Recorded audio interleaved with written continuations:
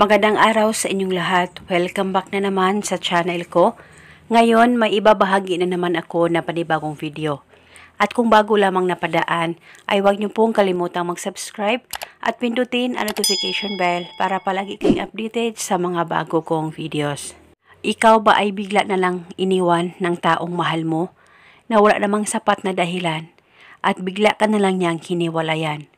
Pero sobrang mahal na mahal mo ang partner mo at gusto mo na siya ay babalik sa'yo. Kaya kung gusto mo na siya ay magmamakaawa at babalik sa'yo, ay gawin mo lamang itong ritual na ituturo ko sa inyo. Ito'y napakasimple at ito'y napaka-epektibong ritual basta magtiwala ka lang sa mga ganitong pamamaraan. Pwede ito gawin sa kahit na anong araw o oras na gusto mo. At paniguradong siya ay magmamakaawa at babalik sa'yo agad-agad. Ang gagawin mo lamang, kumuha ka ng papel at panulat at isulat mo ng 3 beses ang pangalan at apelyido niya. At kung alam mo ang kanyang kapanganakan, ay pwede mo itong isulat ng 1 beses sa ibaba ng pangalan niya. At kung hindi mo rin alam, ay okay lang, wala pong problema as long as alam mo ang tunay na pangalan niya.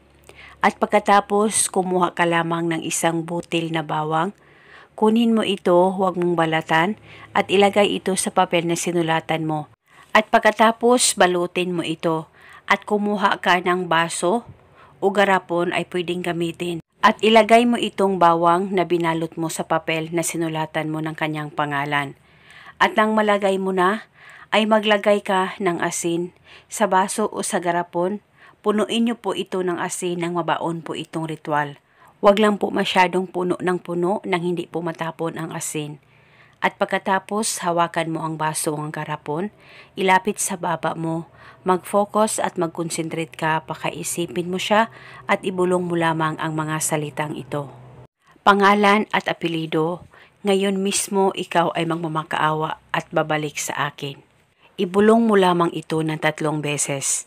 Pwede mo dagdagan ang hiling kung gusto mo, wala pong problema. At pagkatapos, itago mo na itong ritual sa safe na walang makakakita at makakaalam.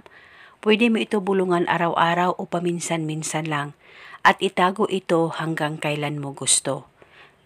At kahit okay na kayong dalawa ng partner mo at bumalik na siya sa'yo, ay pwede mo pa rin panatilihin ang ritual na ito kung saan mo ito nilagay. At kung kayo ay may katanungan, mag-comment lang po kayo sa baba. Maraming salamat po sa panonood. May God bless us all.